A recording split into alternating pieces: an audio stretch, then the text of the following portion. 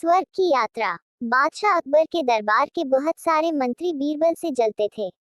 उन्हें बीरबल की अकबर से निकटता फूटी आंख नहीं सुहाती थी। अकबर का बीरबल पर अति विश्वास तथा हर बात पर बीरबल की राय को सर्वोपरि रखना भी वे कारण थे, जिसके कारण बीरबल दरबारियों की ईर्ष्या का पात्र था। दरबारी जानते थे कि बीरबल के रहते वे कभी बादशाह अकबर के प्रिय नहीं बन सकते। एक बार उन्होंने बीरबल को अपने रास्ते से हटाने की साजिश की। इस साजिश में उनका सहायक बना बादशाह अकबर का नाई। नाई को बादशाह अकबर के बाल काटते समय उनसे वार्तालाप करने का अवसर मिल जाता है। एक दिन बाल काटते हुए वह अकबर से बोला, बादशाह सलामत। कल रात मैंने एक सपना देखा, जिसमें आपके अब्बा हुजूर मुझे दिखाई दिए। अपने पिता की बात सुनकर अकबर भावुक हो गए। वे बहुत छोटे थे जब उनके पिता की मृत्यु हुई थी। भावुक होकर उन्होंने नाई से पूछा, अच्छा, कैसे लग रहे थे अब्बा हुजूर? अपनी बात में अकबर को रुचि लेते देख नाई ने अपनी चाल चल दी, वो ठीक लग रहे थे हुजूर। उन्होंने मुझसे कहा कि वे स्वर्ग में हैं और बहुत आराम से हैं। बस एक चीज की कमी उन्हें खिलती है। वह क्या? अकबर की उत्सुकता बढ़ने लगी। हुजूर, वहाँ उनका मनोरंजन करने वाला कोई नहीं है, इसलिए वे खुश नहीं रहते। स्वर्ग से जब भी वे बीरबल को आपको चुटकुले सुनाते हुए देखते हैं, तो सोचते हैं कि काश बीरबल उनके पास होता। उन्होंने आपके लिए पैगाम भिजवाया है कि बीरबल को उनके पास स्वर्ग भिजवा दिया जाए। बीरबल अकबर को अति प्रिय थे, लेकिन अपने पिता की इच्छा पूरी करने के लिए उन्होंने निर्णय लिया कि वे बीरबल को अपने पिता के पास स्वर्ग भेज देंगे। अगले दिन उन्होंने बीरबल को अपना फरमान सुना दिया। बीरबल अकबर का फरमान सुनकर हैरान रह गया। पूछने पर अकबर ने नाई के स्वप्न की बात बीरबल को बता दी। बीरबल को समझते तनिक भी देर न लगी कि ये दरबारियों की उसके खिलाफ साजिश है और इस साजिश में नाई भी उनके साथ है।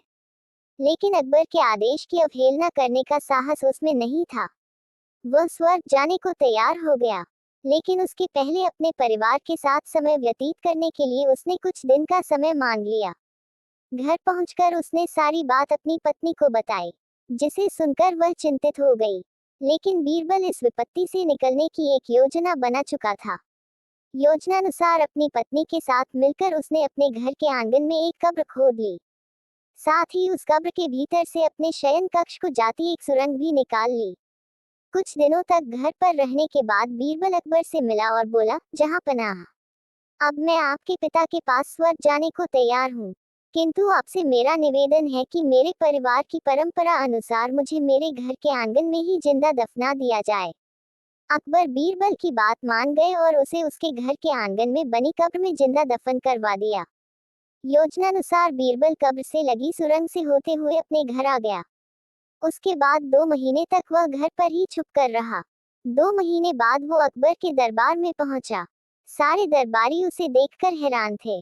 बीरबल के बाल और दाढ़ी बड़ी हुई थी और वह बड़ा ही विचित्र नजर आ रहा था।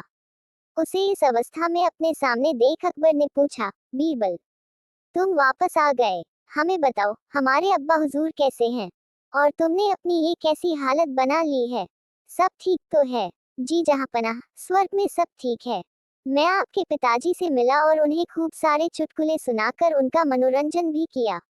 आपके पिता खुश भी बहुत हुए।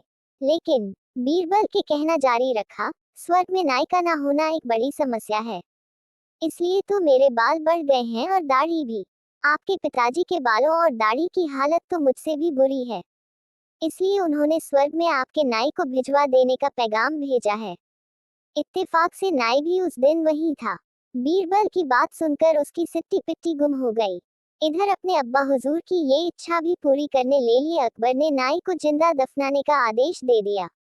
ये आदेश सुनकर डर के मारे नाई अकबर के पैरों पर गिर पड़ा और बीरबल को फंसाने की योजना और उसमें शामिल मंत्रियों के बारे में अकबर को सब कुछ बता दिया।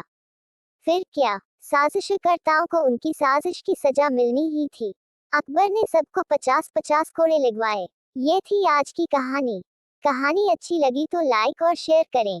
इस तरह की और मजेदार कहानियों को सुनने के लिए हमारे चैनल टून फॉर टून को सब्सक्राइब करें।